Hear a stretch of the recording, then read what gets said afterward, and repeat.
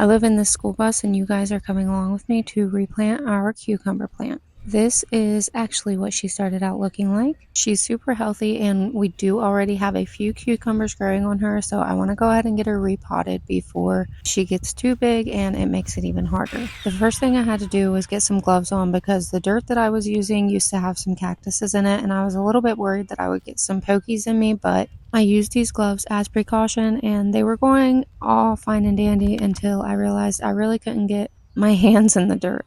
I needed to. I wanted to make sure that the roots were separated and not sticking together, and I wanted to make sure that she knew she had more room to grow. So I risked my hands and just got in the dirt, and then when I needed to press in the sides, I did put one glove back on. And this was just an old pot that we already had. Like I said, there used to be cactuses in it, but the winter was too hard on them and we actually forgot to bring them inside the bus because we were in the middle of moving everything too. So they sat in the greenhouse and got a little too cold. So I threw them in the bushes and now this will be our cucumber baby's home.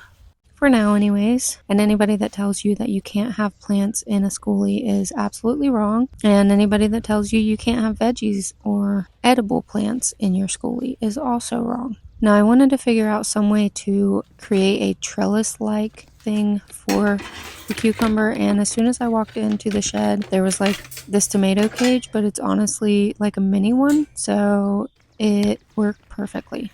Or at least I felt like it was going to, so I grabbed it and headed back over to my workstation, and we've got some other work going on as well, working on some trim today too. Any chance we get, we try to work on something in the bus, even if it's with materials we already have, which thankfully Caleb got a lot of scrap pieces from his job and they're actually perfect for trim. So that's what we've been using them for, and just accenting different things like the cabinet door and then the wall in the kitchen if you've seen that. So we're working on putting more trim up and you guys will see where we decide to put that up. But this little mini tomato cage was working perfectly.